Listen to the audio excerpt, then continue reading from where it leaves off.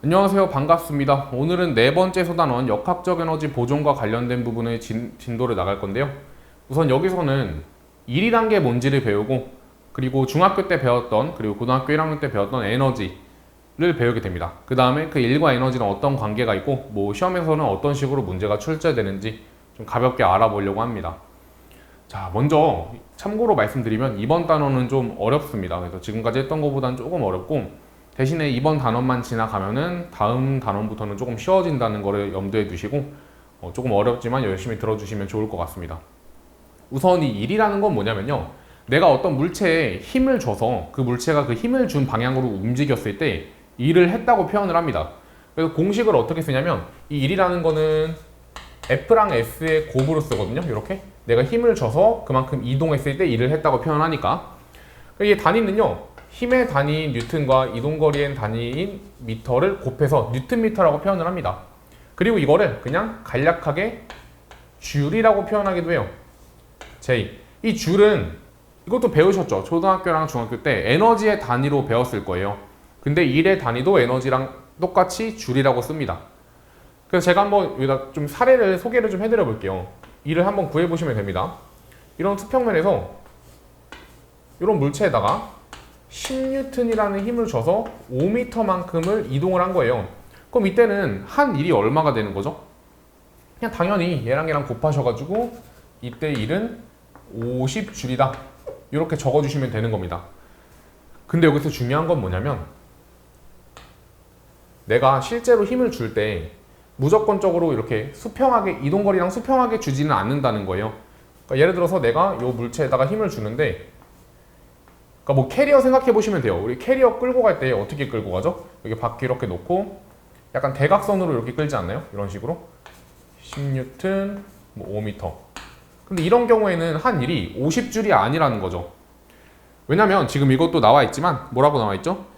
일은 힘 곱하기 힘의 방향으로 이동한 거리라고 나와 있잖아요. 그래서 이걸 곱하실 때 얘를 그냥 두 개를 숫자를 곱하시는 게 아니라 이 힘의 방향과 이동거리의 방향을 평행하게 맞춰주셔야 돼요. 그러니까 예를 들어서 여기가 60도라고 해볼게요. 요 60도.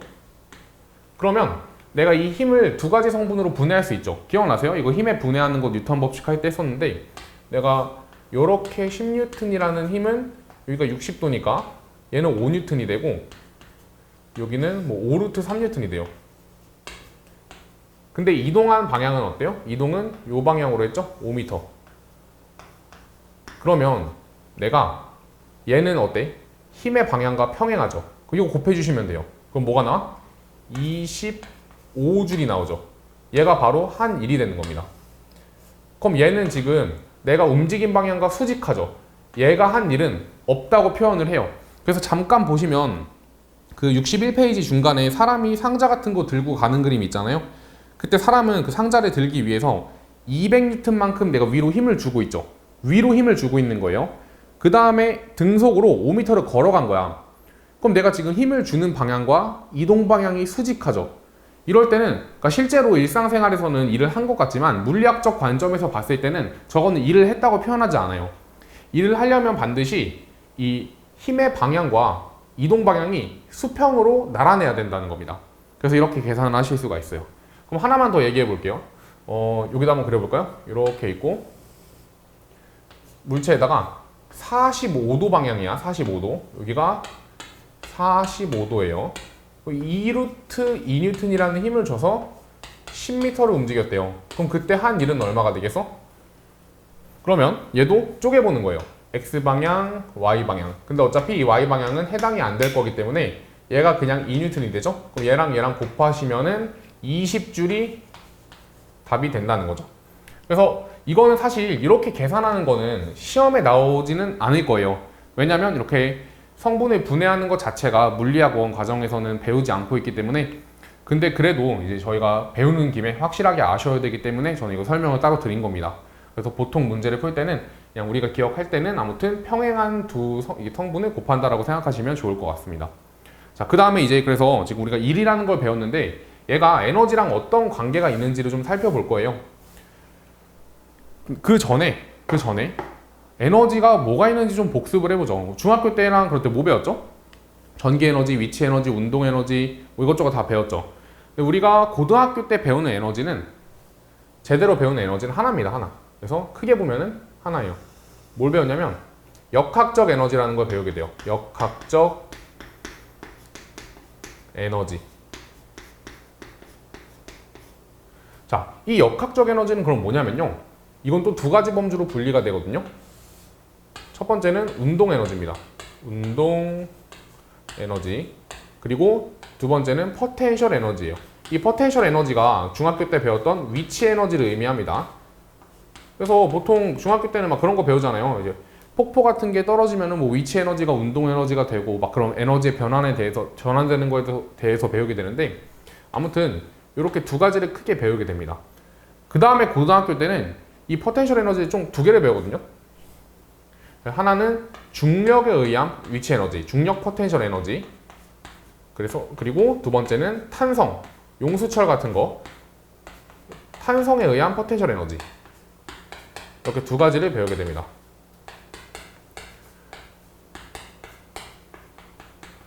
에너지. 근데 그래서 총 에너지를 세 가지를 배우게 될 거거든요. 근데 공식은 제가 다 유도를 해드리긴 할 건데 일단 미리 써드릴 테니까 외우고 가시는 게 좋아요. 운동 에너지 같은 경우는 이거 다 중학교 때 나오는 겁니다. 2분의 1 mv 제곱. 질량과 속도, 속력이겠죠? 그리고 중력 포텐셜 에너지 같은 경우는 mgh. 이 h는 지면으로부터 떨어진 높이라고 생각하시면 됩니다. 그리고 탄성 포텐셜 에너지는 2분의 1 kx 제곱꼴로 쓰는데 우선은 저는 수업할 때 원래 이렇게 세 가지를 다 배우고 문제도 세 가지가 다 나오거든요. 얘는 잠깐만 배제를 좀 해놓을 겁니다. 안 한다는 게 아니에요. 굉장히 중요하기 때문에 무조건 해야 되는데 제가 이 단원이 좀 난이도가 어렵다고 말씀을 드렸잖아요. 처음부터 이 세 개를 다 배워서 하면 너무 힘들어요. 학생들이. 그렇기 때문에 먼저 이 운동 에너지랑 중력 포텐셜, 그냥 포텐셜이라고 제가 별도로 따로 언급을 안 하면 그냥 중력 포텐셜 얘기하는구나 라고 생각하시면 될 것 같습니다. 그래서 이 운동 에너지랑 이 중력 포텐셜 에너지 두 가지만 좀 우선적으로 기억을 해주시면 좋을 것 같고, 그래서 저는 요거랑 얘에 대해서만 조금 이제 설명을 드릴 겁니다. 그리고 이 탄성과 관련된 부분은 따로도 정리해가지고 올려드릴 거니까 그냥 그대로 쭉 따라오시면 돼요. 그리고 일과 에너지의 관계를 본다고 했는데 아직 좀 이따가 볼게요. 우선은 얘네 두 개부터 좀 관계를 볼 거거든요. 그래서 좀 교재 순서가 좀 왔다 갔다 한다고 느껴질 수도 있습니다. 근데 일단 그냥 강의를 들으시고 교재를 읽어보시면 다 이해가 될 거예요. 이 두 가지에는 어떤 관계가 있냐면, 그리고 이 역학적 에너지가 무슨 의미가 있냐면, 제가 한번 상황을 좀 그려보겠습니다. 어떤 공을 이렇게 놓는 거야. 이때 정지해야 돼요, 처음에. 그리고 여기서 지면까지 거리는 10m 라고 해봅시다. 10m 말고 15m 정도로 해보죠. 15m. 그리고 중력 가속도는 10입니다. 자, 그럼 제가 여기서 에너지를, 우리가 운동 에너지랑 포텐셜 에너지의 공식을 알고 있잖아요. 한번 써볼게요. 운동 에너지는 키네틱이라고 해가지고 여기다 K로 많이 표현을 하고, 그리고 포텐셜 에너지는 포텐셜의 약자를 따서 EP라고 많이 표현을 합니다. 그럼 처음에는 어떻죠? 지금 정지해 있으니까 운동 에너지가 있나요? 없죠. 왜냐면 V가 0이기 때문에 운동 에너지도 0이 나올 거라고. 그럼 지금 얘가 빵이에요. 그렇죠? 얘는 지우겠습니다. 어차피 얘 깼으니까. 그럼 이때 포텐셜 에너지는 어떻게 구할 수 있냐면, 얘 질량을 알려드릴게요. 얘 질량이 2kg이래. 그럼 이때 포텐셜 에너지는 얼마였죠? mgh니까 질량인 2kg랑, 그리고 중력 가속도가 10이었고, 그리고 h, 이 수평면 지면으로부터 떨어진 높이가 15m예요. 그럼 세 개를 다 곱하시면 300이 나오거든요. 그래서 300이라고 써주시면 되고, 그리고 단위는 아까도 말씀드렸지만 에너지의 단위는 줄을 써주시면 되는 겁니다. 이렇게. 근데 얘가 예를 들어서 내가 5m만큼을 내려왔다고 해볼게요. 5m만큼. 그럼 그때 포텐셜 에너지는 얼마죠? 포텐셜 에너지는 이때 이거 10m잖아. 이만큼이 10m. 그쵸? 그럼 10m니까 얘랑 중력 가속도 10 곱하시면은 200줄이 됩니다. 200줄. 그럼 여기서 운동 에너지를 구하기 위해서는 얘의 속력을 알아야 될 거 아니에요? 근데 내가 지금 뭘 알고 있어? 중력 가속도인 g를 알고 있고, 그리고 내가 이동한 거리인 5m를 알고 있어. 그러면 속력을 구하기 위해서는 3번 공식, 등가속도 3번 공식을 쓰면 되겠죠. 한번 써보겠습니다. 그러면 EAS는 V제곱 마이너스 0이 되는 거야. 그쵸? 어차피 처음에 정제해 있으니까. 그럼 계산해 보시면은 V제곱이 얼마가 나와요? 그냥 100이 나오는 거야. V제곱이 100이라고요. 근데 운동 에너지가 2분의 1 mV제곱이잖아. 그럼 대입해 보세요. 2분의 1 m 그리고 V제곱이 100이었다며. 100. 그럼 이렇게 날아가니까 V제곱이 그러니까 운동 에너지가 100줄이 나오죠. 여기가 100줄인 거야. 100줄. 그리고 마지막으로는 여기 지면에 도달했을 때 한번 구해 볼게요. 일단 포텐셜 에너지는 빵이겠죠. 어차피 여기서 H는 0이기 때문에. 그럼 운동 에너지는 어떻게 구하면 되죠? 여기 거리 대신에 이 5 대신에 누굴 넣어주면 돼? 15를 넣어주시면 돼요. 15. 그쵸? 그럼 얼마가 나오냐면 300이 나오죠? 300 얘가. 그럼 여기다가 300 대입하시면 또 운동 에너지가 나오는 거기 때문에 여기서 운동 에너지는 300줄이 나옵니다. 이렇게.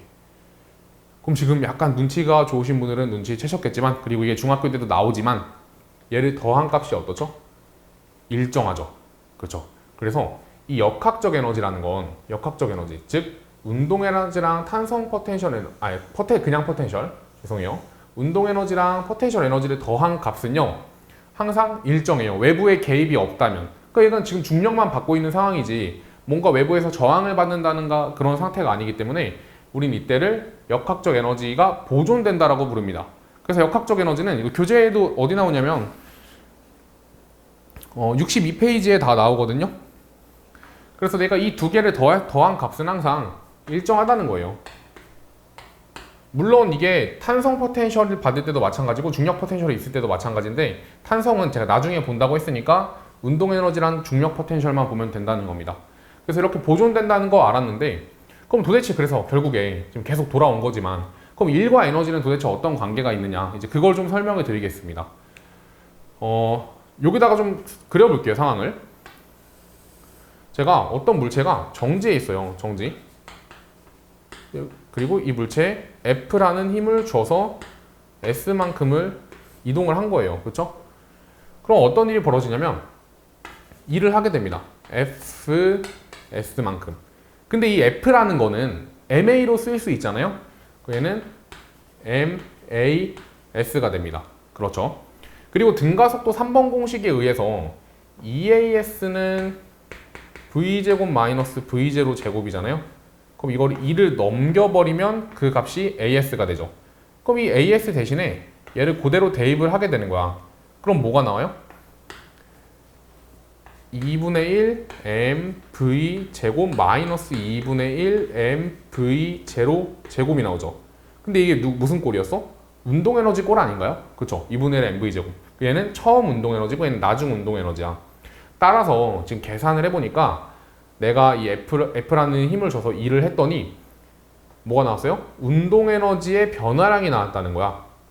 그렇죠?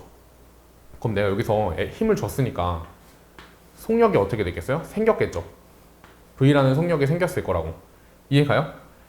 그리고 또 하필이면 이 1의 단위랑 에너지의 단위가 동일했잖아요. 이게 우연이 아니었다는 거야. 내가 2를 했더니 뭐가 증가했어? 운동 에너지가 증가했다고요. 그쵸? 그래서 일을 하게 되면요 에너지는 증가합니다. 이런 식으로. 그래서 여기다 써보겠습니다. 일을 하면요 정확히는 일이 양수면 어떻게 된다고? 에너지가 증가하는 거라고. 얘가 늘어나요. 근데 반대로 감소할 수도 있어요. 왜냐면 봐보세요. 내가 지금 여기서 오른쪽으로 가던 속력이 있는 거죠. 여기서부터는 힘을 반대로 주는 거야. 그럼 똑같은 힘을. 그럼 어떻게 되죠? 점점 가속을 왼쪽으로 받기 때문에 점점 느려지다가 멈추겠죠. 그쵸? 그럼 이 경우에는 내가 F라는 힘을 S만큼 줬더니 멈췄잖아. 그럼 이때 운동 에너지가 줄어든 거예요. 그래서 이때는 우리가 음의 일을 했다고 표현을 합니다. 이렇게. 그럼 이때 에너지가 어떻게 됐어? 운동 에너지가 감소했죠. 그럼 선생님 양의 일과 음의 일은 뭐냐? 이거 교재에 나와 있긴 한데 운동 방향과 힘을 준 방향이 같으면 양의 일이에요. 그때 에너지가 증가했었고, 그리고 반대로 운동 방향과 힘의 방향이 반대면 음의 일을 했다고 하고 그때 에너지가 감소합니다. 약간 이렇게 생각하면 편하겠죠. 우리가 이 W는 FS잖아. 근데 얘도 봐봐. 힘을 주는 방향도 오른쪽이고 이동 방향도 오른쪽이에요. 그럼 곱했을 때 뭐가 나와? 플러스가 나오지. 그러니까 양의 일을 한 거야. 그럼 반대로 힘을 주는 방향도 왼쪽이고 이동 방향도 왼쪽이면 그때도 플러스가 나오죠. 그것도 양의 일을 한 거예요. 대신에 힘을 주는 방향과 이동 방향이 반대야. 이렇게 돼도 상관없겠죠? 이 경우에는 둘 다 마이너스가 나오지. 이때는 음의 일을 한 거라고요. 그렇기 때문에 여기서는 운동 에너지가 어떻게 됐어? 운동 에너지가 증가했고요. 그리고 이 케이스에서는 운동 에너지가 어떻게 되는 거야? 감소했겠죠. 그래서 이런 거를 우리가 일과 에너지의 관계라고 표현을 하는 겁니다. 자, 그래서 좀 정리를 다시 해보면 교재 보시면 그 그림 나와 있는 거 있죠. 10N 주고 있고 5m 이동하는 거, 그리고 10N 주고 있고 또 5m 반대쪽으로 이동하는 거. 이때 양의 일과 음의 일이라고 되어 있는 거고, 아까도 말씀드렸지만 세 번째 그림 200N을 위로 주면서 내가 오른쪽으로 이동하는 경우에는 한 일이 빵입니다. 빵. 자, 그래서 이때는 일을 하지 않았다고 표현하고 에너지의 변화가 없는 거예요. 일을 안 했기 때문에. 일을 하게 되면 에너지는 변하거든요. 자, 그 다음에 그 마지막 그림 있죠. 그 빨간 색깔, 초록 색깔, 파란 색깔로 되어 있는 거. 그거 좀 그려가지고 설명을 드리려고 하는데, 자, 여기다 그려볼게요. 이렇게 빗면이 그려져 있어요. 그쵸? 그리고 작용하는 힘은 총 3가지가 나와 있어. 그래서 어떤 힘이 나와 있냐면, 기본적으로 중력이 나와 있죠, 중력.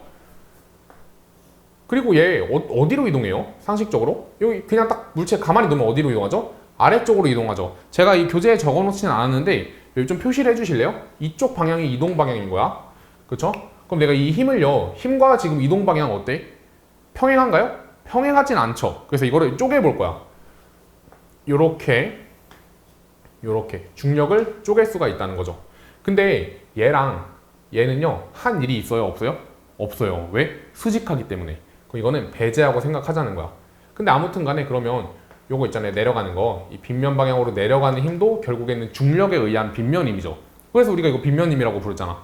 그럼 이 빗면 힘이 한 일은 양수일까요? 음수일까요? 힘의 방향과 이동 방향이 같기 때문에 얘는 양의 일을 한 겁니다. 그래서 이 중력은 여기 써있죠. 빨간색으로. 이 빨간 색깔하고 중력이라고 할게요. 중력. 얘는 양의 일을 한 거예요. 근데 마찰력은 어떻죠? 마찰력 같은 경우는 이렇게 작용하죠. 그럼 얘는 이동 방향과 힘의 방향이 어때요? 반대야. 그럼 얘는 마찰력에 의한 일은 음의 일을 한 거예요.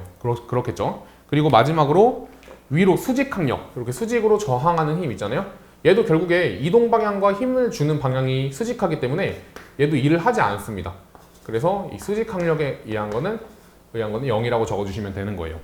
그럼 이걸로서 내가 어떤 결론을 도출할 수 있냐면, 내가 중력을 받아서 이렇게 일을 하면은 어때요? 점점 가속을 받기 때문에 빨라진다고 이거 뉴턴에서 배우고 왔잖아요. 그쵸?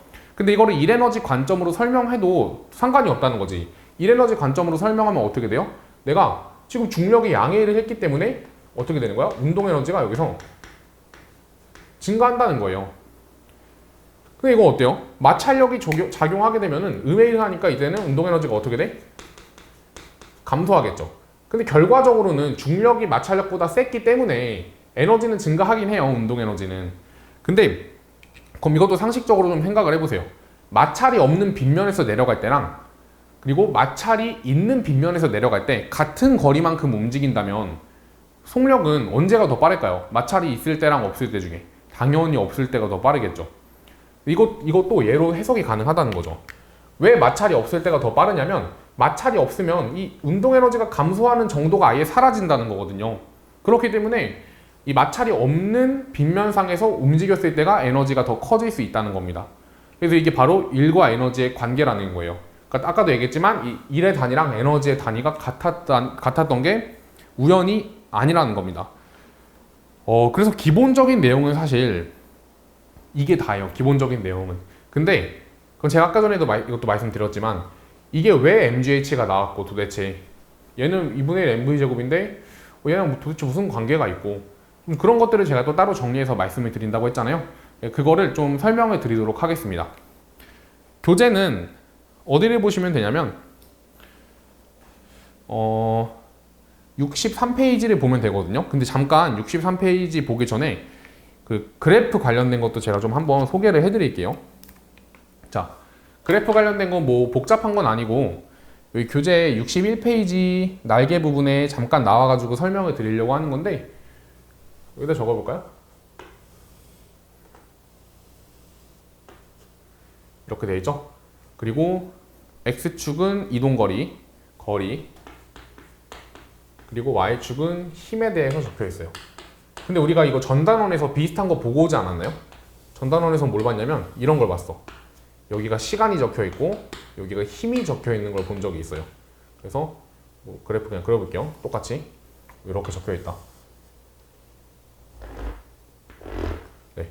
그럼 이런 거 그래프 익숙하지 않은 그래프에 대해서는 제가 기울기를 보거나 넓이를 보면 뭔가가 해결된다라고 말씀을 드렸는데, 자, 이거 전에 했던 것부터 한번 복습을 해볼까요?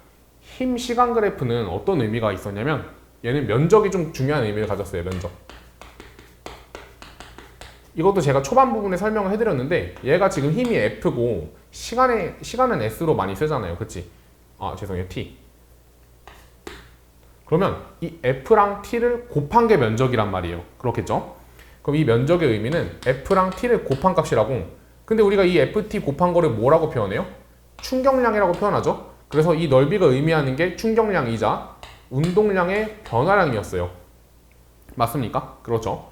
그러면 이 힘 거리 그래프에서 넓이가 의미하는 건 뭘까요? 여기서 넓이는 얘도 마찬가지로 이 F랑 거리의 기호인 S를 곱하시면 되는 거예요. 그럼 이 두 개의 기호를 곱해보자고. 그럼 F랑 S가 되잖아요. 이게 바로 면적이죠. 근데 이 F랑 S는 오늘 배운 거 아닌가요? 1이라고 배웠잖아. 그쵸? 그렇기 때문에 이 면적이 의미하는 게 바로 1이 됩니다. 그러니까 여러분들이 문제를 푸실 때, 그러니까 사실 이거는 수능에서는 잘 나오지는 않고 있는데 특히 내신 보시는 분들은 이런 걸 좀 잘 구분하셔야 돼요. 특히 이 힘 거리랑 힘 시간 정말 잘 구분하셔야 되고, 이거는 제가 어디 가서 한 번 더 설명을 드릴 거냐면 교재에 65페이지 가시면 그 특강 부분에 힘에 대한 시간적 공간적 관점이라고 나오는 게 있거든요. 거기서 한 번 더 상세하게 설명을 드릴 예정입니다. 그래서 아무튼 간에 이런 식으로 지금 적혀 있는데 내가 이 힘 거리로 나왔을 때 이 면적이 1을 의미하는 거고, 그리고 힘 시간 그래프가 나왔을 때 면적은 충격량을 의미하는 거다. 정말 중요하니까 이거는 좀 잘 학습을 해주시면 좋을 것 같습니다. 그리고 또 말씀드릴 부분은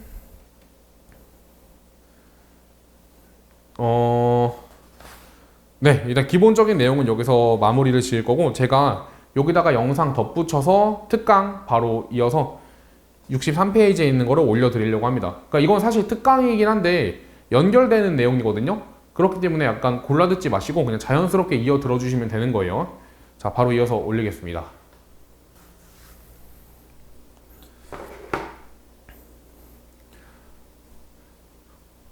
자, 특강 첫 번째 인에너지 정리 관련돼서 좀 말씀을 드릴 건데, 이 이름에서 알 수 있듯이 일과 에너지가 어떤 관계가 있느냐 뭐 이런 걸 얘기하는 거예요. 아까도 제가 간략하게 좀 말씀을 드리긴 했는데 어떤 물체에 합력이 F입니다. 합력, 알짜임. 이걸로 S만큼 움직여서 일을 했대요. 그쵸? 그때 내가 운동 에너지의 변화량과 같다고 말씀을 드렸어요. 다시 한번 증명해 드리자면 이 합력에다가 요걸 곱한 게 바로 1이잖아요. 얘는, 이 합력은 이 물체에 작용하는 가속도 MAS라고 쓸 수가 있다는 거지. 그리고 요 AS는 등가속도 3번 공식에 의해서 2분의 1 V제곱 마이너스 V0 제곱으로 쓸 수가 있었죠.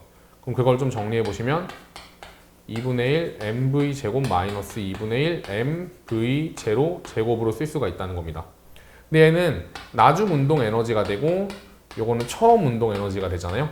그럼 나중 값에서 처음 값을 뺀 걸 우리는 변화량이라고 부르기 때문에 얘는 델타 2K라고 적을 수가 있다는 겁니다. 그럼 내가 합력이 1을 했더니 뭐가 변했다는 거야? 운동 에너지가 변했다는 거죠. 그래서 아까도 말씀드리는 것처럼 얘의 단위도 줄이고 얘의 단위도 줄이 될 수밖에 없다는 겁니다. 그럼 내가 다시 한번 합력이 1을 했더니 뭐가 변했어요? 운동 에너지가 변했다고요. 이걸 좀 정리를 해볼게요. 자, 1번 합력이 1을 했더니 뭐가 변했어? 운동 에너지가 변했어요. 이거를 우리가 1에너지 정리라고 부르고 보통 교과서나 문제집에 이것만 딱 들어있는 경우가 많아요. 근데 이것만 들어있으면 문제를 풀 때 좀 되게 껄끄러워지거든요. 그래서 저희는 두 가지를 더 확장을 해서 배울 겁니다. 두 번째는 뭐냐면 합력이 아니라 보존력이라는 게 해준 일이 있고, 그리고 세 번째는 비보존력이라는 게 해준 일이 있어요. 이거는 어느 정도 일단 암기가 좀 필요한데 간략하게 설명을 드릴게요. 너무 이것도 사실 어떻게 보면 대학교 때 배우는 내용인데 요즘에는 다 문제 풀 때 알고 쓰는 추세라서. 일단 보존력은 뭐냐면요,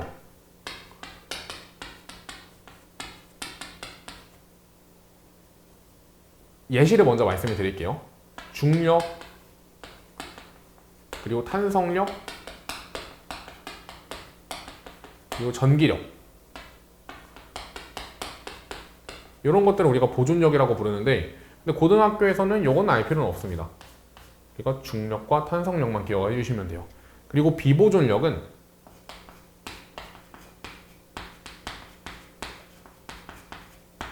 뭐가 있냐면 뭐 전동기가 끌어주는 외력, 전동기가 끌어주는 외력, 문제 상황에 전동기 같은 게 나와요. 뭐 손이 나오기도 하고, 이런 걸 포함해서 우리가 외력이라고 부릅니다. 외력. 그리고 뭐 장력, 그리고 저항력, 뭐 공기 저항이나 이런 것들 있죠. 마찰력, 다 비슷한 겁니다. 그래서 아무튼 외부의 개입이 있는 힘들을 비보존력이라고 불러요. 제가 이 공 떨어뜨리는 거 하면서 역학적 에너지가 보존된다고 말씀을 드렸죠. 그리고 역학적 에너지는 뭐였어? 운동 에너지랑 포텐셜 에너지의 합이었잖아요. 그러면 이 보존이 무슨 보존인지 아시겠죠? 이거 역학적 에너지 보존을 의미하는 거예요. 그러니까 중력이 작용하고 탄성력이 작용한다고 하더라도 역학적 에너지는 보존이 된다고요.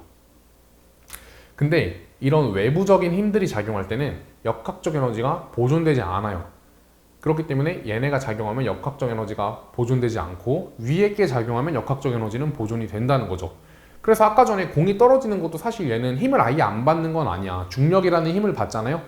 근데 중력이라는 힘을 받음에도 불구하고 역학적 에너지는 보존됐다고. 왜? 중력은 보존력이기 때문인 거야. 그럼 제가 이제 여기서부터 뭐 쓸 거냐면 보존력이 해준 일은 뭘 의미하는지를 써볼 거거든요. 자, 보존력이 해준 일. 먼저 좀 제가 비유를 좀 해볼게요. 비유. 여기 공이 있어요. 정지해 있습니다. 그럼 얘는 운동 에너지랑 포텐셜 에너지 이런 것들이 있나요? 없죠. 없어요. 그리고 이거를 좀 더 쉽게 설명하기 위해서 상황을 하나 그려볼게요. 마을입니다. 마을. 그리고 본인이 있다고 생각하시고 마을에 은행이 하나 있는 거예요. 은행. 자, 그리고 이 은행이 의미하는 바가 뭐냐면 이 은행이 의미하는 바는 바로 포텐셜 에너지를 의미하는 겁니다. 그리고 본인이 지갑을 들고 있겠죠. 지갑에 들고 있는 돈은 운동 에너지를 의미하는 거예요. 자, 근데 여기 정지해 있는 공은요, 운동 에너지가 있나요? 없죠. 그리고 포텐셜 에너지도 있나요? 없어요. 그럼 얘는 운동 에너지, 포텐셜 에너지가 모두 없기 때문에 역학적 에너지는 그냥 빵인 겁니다. 빵. 그러니까 마치 내 지금 지갑에 있는 돈도 0원, 그리고 은행에 있는 돈도 0원이라는 거야. 근데 여기서 이제 어떤 일을 해줄 거냐면요, 외부의 힘을 개입해서 쭉 들어주는 거예요. 어디까지? 높이가 h가 될 때까지. 이렇게. 그럼 어떤 일이 발생하냐면 얘가 지금 포텐셜 에너지가 얼마가 돼? 그러니까 들어준 다음에 손으로 잡고 있는 그런 상황이라고 생각을 해보세요. 그럼 얘는 지금 정지해 있잖아. 그럼 이때 운동 에너지는 아직 여전히 없어요. 그럼 포텐셜 에너지가 근데 mgh만큼 늘어날 거라고. 이해 가실까요? 그러니까 마치 이게 왜 그런 거냐면, 그럼 역학적 에너지가 증가한 거잖아. 이거 왜 증가한 건 줄 알아요? 비보존력. 외부에서 개입이 있었기 때문에 역학적 에너지는 변한 거예요. 제가 이따가 문제 풀어드리면서 조금 더 말씀을 드릴 거긴 한데 일단은 편하게 듣고 넘겨보세요. 그러니까 마침 이 마을에 있는 돈은요, 내가 은행에 돈을 맡기거나 은행에 있는 돈을 내가 인출할 때는 총량의 변화가 있나요? 없죠. 그쵸? 근데 이거 지금 변했다니까, 총량이. 그러니까 외부에 개입이 있었다는 건 무슨 얘기냐면 외부에서 다른 마을에 있던 친구가 나한테 돈을 보내준 거예요. 들어와가지고 개입을 한 거야. 외부께 개입을 해서 은행에 돈을 넣어줬다고요. 예를 들어서 100만 원을 넣어줬다고. 그럼 이 말 총량의 변화가 생기죠. 그렇기 때문에 일단 총량의 변화가 생긴 거예요. 근데 여기서 지금 제가 궁금한 건 뭐냐면 중력이라는 건 아래로 작용하거든요. 이렇게 mg라고. 그쵸? 근데 내가 지금 중력을 이렇게 이동하는 동안에 위로 운동하는 동안에도 중력은 계속 받고 있는 거다. 그치? 그럼 이 중력이 왜 잠시만요. 중력이 아래쪽으로 작용하잖아요. 근데 이동은 어디로 했어? 위쪽으로 했죠. 중력 방향은 아래고 이동 방향은 위쪽이라고. 그럼 이거 음의 1을 한 거예요? 양의 1을 한 거예요? 이거 음의 1을 한 거야, 중력이. 그럼 여기서 우리가 뭐라 쓸 수 있냐면 mgh. 그러니까 봐봐. 이 보존력 중에 중력이 있었죠. 그 중력이 한 일은 뭐라고 쓸 수 있는 거야? 중력도 보존력이니까 mgh. 근데 여기다 뭘 붙여야 돼? 마이너스를 붙여줘야 돼요. 왜냐면 음의 1을 했기 때문에. 근데 그 음의 1을 하면은 에너지가 줄어드는 거 아닌가? 근데 이게 에너지 뭐라 썼어? 마이너스라고 안 쓰고 그냥 플러스 mgh잖아요. 올라갔을 때는 포텐셜이. 그럼 왜 이거 왜 이렇게 되는 거냐는 거죠. 그래서 일단 결론을 좀 말씀드리면요. 이 보존력의 한 일은 포텐셜 에너지 변화량이거든요. 여기다가 앞에다가 마이너스를 붙여주셔야 돼요. 그럼 얘네 여기도 마이너스 붙어 있고 여기도 마이너스 붙어 있으니까 그냥 포텐셜 에너지 변화량이 mgh라고 쓸 수가 있다는 거거든. 이게 납득이 좀 잘 안 가시는 분도 계실 텐데 솔직히 말씀드려서 그냥 이해가 안 가시는 분들은 외워도 상관은 없어요. 그냥 외우기만 해도 되는데 그래도 굳이 좀 설명을 드려보자면 약간 그런 식으로 생각하시면 돼요. 내가 봐보세요. 잠깐 상황을 좀 다르게 써볼게요. 내가 돈을 100만 원을 갖고 있어요. 100만 원. 은행엔 돈이 없어요. 근데 여기서 돈을 50만 원을 은행에 맡기는 거야. 그러면 이렇게 되겠죠? 어때요? 나 지금 돈을 얻은 건가요? 잃어버린 건가요? 뭐 잃어버린 건 잃어버린 거죠. 왜냐면 내 수중에 있는 돈을 잃어버린 거야. 50만 원이 사라진 거라고요. 근데 잠재적으로는 어때? 이거 은행에 맡겨놨기 때문에 결국에 이 돈 누구 거야? 50만 원? 은행에 맡겨놓은 50만 원 내 돈이거든요. 결국에 받을 돈이라고 나중에. 그렇죠. 어차피 내가 받을 돈이라고. 그렇기 때문에 우리가 일한 거 자체는 음수지만 에너지는 반대로 취급을 하는 거야. 내가 실제로는 음의 일을 했지만 결국에 이거 누가 받을 거라고? 내가 받을 거라고. 내가 결국에는 돈을 뺏긴 것 같지만 결국에 누가 받을 거라고? 내가 받을 거라고. 그렇게 생각을 할 수가 있다는 거죠. 그러니까 내가 이 외부에서 아까 전에도 그 얘기했잖아. 외부에서 얼마 넣어줬다고 은행에? 외부에서 100만 원 넣어줬다고요. 100만 원. 근데 이거 결국에 누가 받을 거야? 내가 받을 거라니까? 그렇기 때문에 얘는 음의 일을 했어도 포텐셜 에너지의 경우는 이 앞에다가 음수를 붙여줌으로써 얘를 플러스로 쓸 수 있게 만든다는 거죠. 이거 좀 중요합니다. 자, 그 다음에 마지막으로 이 비보존력의 한 일은 무엇을 의미하냐면 아까 전에도 내가 이거 손으로 올려주면서 말씀을 드렸잖아요. 그쵸? 비보존력의 한 일은 얘는 역학적 에너지를 깨트려.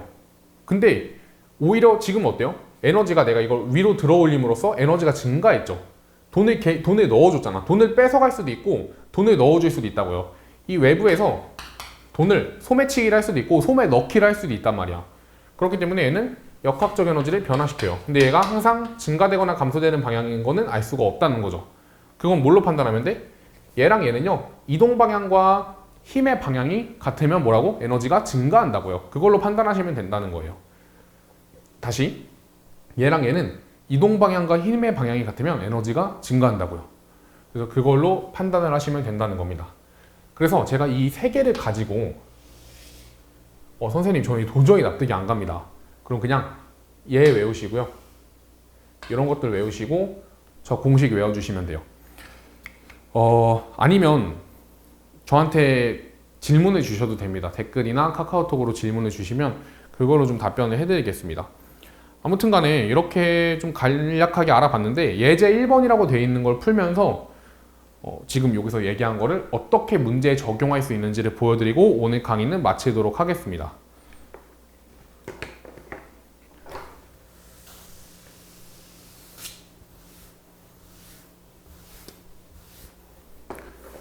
자, 예제 1번 풀어보겠습니다. 이 왼쪽에 있는 것들을 이용해서 분석을 해볼 건데 우선 먼저 말씀을 드리면 저는 보통 이거 풀 때 합력은 파란 색깔로 많이 표시를 하는 편이고요.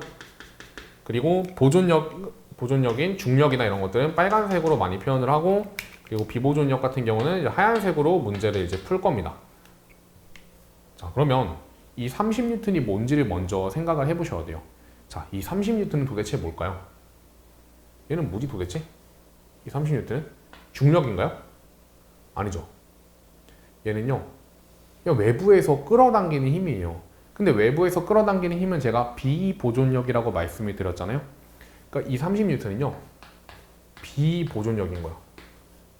그리고 비보존력이자 또 뭐라고 쓸 수 있냐면 합력이라고도 쓸 수가 있어. 왜냐면 어차피 합력은 비보존력이 됐든 보존력이 됐든 모든 힘을 다 더한 걸 합력이라고 부르잖아요. 어차피 근데 이 힘이 하나밖에 작용하지 않기 때문에 이 가하 상황에서는요, 비보존력과 합력이 동일할 수밖에 없다는 거죠. 그러면 제가 그냥 한번 풀어볼게요. 그냥 여기서 운동 에너지 한번 구해볼까요? 운동 에너지. 처음은 0이죠. 당연히 포텐셜도 처음은 0일 거야. 근데 나중 포텐셜도 중력 포텐셜 0이겠죠. 왜? 어차피 높이가 그대로거든. 근데 운동 에너지는 증가했을 건데 어떻게 계산하면 되냐면 이거 30N이고 2kg이기 때문에 가속도가 얼마예요? 15죠. 그럼 가속도가 15야. 그럼 EAS는 V제곱 마이너스 0이에요. 그럼 V제곱이 30이지. 그럼 나중 운동 에너지 어떻게 구하면 돼? 2분의 1 M V제곱이니까 30 그대로 써주면 돼요. 이렇게 약분되고 30줄이 얘가 되는 거거든요. 그러니까 물론 이런 너무 쉬운 문제들은 그냥 2분의 1 MV제곱 다 계산해서 구해도 된다고. V는 어떻게 구하면 돼? 그냥 이걸로 구하면 돼요. 근데 우리가 지금 뭘 배웠어? 이 일에너지 정리라는 걸 배웠기 때문에 그거 한번 써먹어 보자고요. 자, 다시 한번 봐볼게요. 얘는요, 30N이 뭐라고? 합력이자 비보존력이라고. 그러면 합력이 해준 일이 얼마야 지금? 얘 30N으로 1m로 움직인 거죠. 심지어 방향은 어때? 힘을 준 방향과 이동 방향이 같죠. 그렇기 때문에 합력이 해준 일은 플러스 30줄이 되는 거예요. 근데 이 합력이 하는 걸 누굴 증가시킨다고? 합력은? 얘는 운동 에너지를 증가시킨다고 했어. 근데 그게 얼만큼이라고? 얘랑 얘 곱한 30줄이 된다고요. 근데 어차피 비보존력하고 합력이 같잖아. 그치? 그럼 얘는 뭘 변화시킨다고 했어요? 역학적 에너지를 변화시킨다고 했죠. 얼만큼? 플러스 30줄이겠죠. 얘도 어차피 얘랑 얘랑 곱하는 거니까. 그럼 얘의 의미는 뭐가 되냐면 내가 이 정제했을 때 에너지가 역학적 에너지가 얼마야? 어차피 역학적 에너지는 빵이에요. 근데 이걸 끌어줌으로써 역학적 에너지가 얼마가 증가한 거야? 30이 증가한 거예요. 근데 역학적 에너지는 운동 에너지랑 포텐셜 에너지의 합이었잖아. 근데 어차피 포텐셜 에너지가 얼마야? 빵이죠. 빵. 둘 다. 그렇기 때문에 내가 이 올려준 역학적 에너지 30줄은 전부 다 어디에 몰빵된 거예요? 운동 에너지에 몰빵됐다고 해석을 할 수가 있다는 거죠.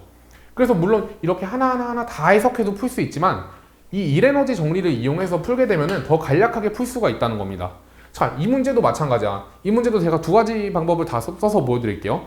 기본적으로 푸는 방법도 보여드릴 거고 일에너지 정리를 이용해서 푸는 것도 보여드릴 거예요. 자, 처음에 정지해 있죠. 그럼 이때 얼마야? 역학적 에너지? 빵이야. 역학적 에너지 0이라고. 왜? 운동 에너지도 0이고 포텐셜 에너지도 0이기 때문에.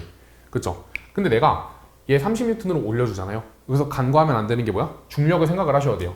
중력은 지금 2kg이기 때문에 아래쪽으로 20N이 항상 작용하고 있는 거예요. 이렇게. 됩니까? 그러면 자, 여기서 운동 에너지랑 포텐셜 에너지 구해볼게. 도착했을 때 자, 포텐셜 에너지는 그냥 쉽게 구할 수 있죠. 공식을 알고 있잖아. mgh mgh인데 h 1m고 질량 2kg고 중력 가속도 10이기 때문에 20줄이 나와요. 그 운동 에너지는 어때요? 운동 에너지? 이거는 한번 합력을 구해볼까요? 자, 이 30N, 20N이니까 위쪽으로 10N이죠. 합력이. 그럼 가속도는 얼마야? 5예요. 가속도가. 그러면 봐봐. 이 A 가속도가 5라고. A S는 V제곱 마이너스 빵이기 때문에 V제곱이 10이죠.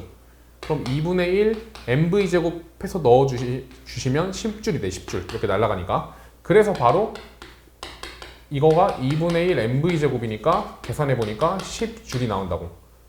이렇게 직접 계산을 할 수도 있다고요. 물론. 그럼 역학적 에너지는 30이 되겠지. 근데 이렇게 계산할 필요 없이 일에너지 정리를 배웠기 때문에 쓸 수 있다는 거야. 자, 한번 써보죠. 여기다가. 일단은 이 30은 뭐예요? 이 30N은 뭘 의미하는 거야? 이거 외부의 힘으로 끌어당겨 준 거죠. 그럼 여기 이렇게 쓸 수가 있어. 자, 비보존력이 한 일은 몇 줄? 플러스, 왜냐면 이동 방향 위쪽, 힘을 준 방향 위쪽이기 때문에 플러스 30줄이 됩니다. 그럼 나는 여기서보다 역학적 에너지가 얼만큼이 증가한 거야? 30줄만큼이 증가한 거예요. 근데 자, 합력이 한 일은 얼마였어? 합력 얼마야? 합력 10N이죠. 그걸로 1m 움직인 거지. 그리고 힘을 주는 방향과 이동 방향이 같기 때문에 합력이 한 일은 얼마 증가해요? 플러스 10줄. 그리고 마지막으로 포텐셜이 한 일은 어떻게 돼? 중력이 한 일, 비보존력이 한 일은? 비보존력이 한 일은 아래쪽으로 지금 작용하는데 위쪽으로 움직였기 때문에 마이너스 20줄이 된다고요. 근데 내가 의미하는 게 뭐라고? 역학적 에너지 증가량이라고. 그리고 얘가 파란 색깔이 의미하는 게 뭐라고? 얘가 바로 운동 에너지 증가량이라고요. 그리고 얘가 의미하는 게 뭐라고? 포텐셜 에너지 변화량인데 거기다가 마이너스를 붙인 거라고요. 그럼 그 얘기는 이렇게 되는 거야. 내가 역학적 에너지가 30만큼 증가했는데 그 중에 10줄만큼은 운동 에너지에 분배되고 나머지 20줄만큼은 부호 바꾸면 되는 거니까 포텐셜 에너지로 분배가 된다는 거예요. 그럼 이제 문제 한번 풀어볼게요. 기억. 가에서 물체가 받은 힘 1은 30줄이다. 맞고요. 그 다음 니은. 나에서 물체의 운동 에너지 10줄 증가 맞고 그 다음 디귿. 가와 나에서 물체의 역학적 에너지 변화량은 같다라고 되어 있는데, 그러니까 이런 디귿 같은 문제를 풀 때 직접 운동 에너지랑 포텐셜을 계산하는 게 아니라 어차피 외력이 어때요? 여기도 30줄이고 여기도 30줄이죠. 죄송해요. 외력이 30N이고 여기도 외력이 30N이죠. 그러면 내가 외부적으로 가한 힘, 외력이 같기 때문에 비보존력이 같기 때문에 어차피 1m 이동했으면 비보존력이 한 일이 같고 그 말은 역학적 에너지 증가량이 동일하다는 거죠. 그러니까 그런 식으로 디귿을 바로 글씨를 쓰지 않고도 풀어낼 수 있다는 거예요. 그리고 제가 이거는 처음 하는 거기 때문에 정말 상세히 해드린 건데, 그러니까 사실 이 문제는 너무 쉽기 때문에 직접 구해서 풀어도 상관은 없어요. 제가 저랑 이제 제 수업을 좀 많이 들어보신 분들은 알겠지만, 근데 저는 이렇게 의미가 없는 거는 굳이 언급하진 않거든요. 그게. 그래서 이거를 굳이 하는 데는 다 이유가 있습니다. 굉장히 편하게 풀 수 있어요. 이거는 다음 시간도 그렇고 다다음 시간도 그렇고 제가 계속 보여드릴 거니까 그냥 믿고 따라오시면 됩니다. 그래서 연습을 확실하게 해주세요. 제가 이걸 아마 그 개념 강의랑 특강 1을 묶어서 설명을 드릴 거고, 좀 그 간략하게 개요를 말씀드릴게요. 지금 개념하고 그리고 특강 1 이렇게 묶어서 올라갈 거예요. 그 다음에 특강 2, 특강 3 이렇게 묶어서 올라갈 거고, 그 다음에 바로 문풀 들어갈 거예요.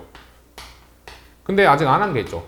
저희 그거 안 했잖아요. 용수철 나오는 거, 그치? 그래서 용수철 제외한 문풀을 할 거고요. 그 다음에 문풀 다 하면 개념에서 다시 돌아와서 그때 용수철 할 거예요. 탄성. 그리고 지금 특강이 4까지 있거든요. 특강 4 할 거고, 아마 이거 묶어서 할 것 같아요. 특강 4. 그리고 다시 문풀. 이렇게 나갈 겁니다. 그래서 아마 박물관 교재는 여기 끼워서 올려드리던가 아니면 이거 끝날 쯤에 끼워서 올려드릴 예정이니까 그냥 순서대로 쭉 따라오시면 되는 겁니다. 그러니까 다른 파트보다는 확실히 조금 길어지긴 할 거예요. 근데 그만큼 난이도가 높기도 하고 중요한 부분이기도 하고 하기 때문에 이거는 물 1에도 나오고 물 2에도 나오고 대학교 가서 일반 물리학이나 그런 것도 다 나온단 말이에요. 그러니까 그만큼 정말 중요한 파트라서 꼭 열심히 학습을 하셔서 잘 따라와 주셨으면 좋겠습니다. 감사합니다.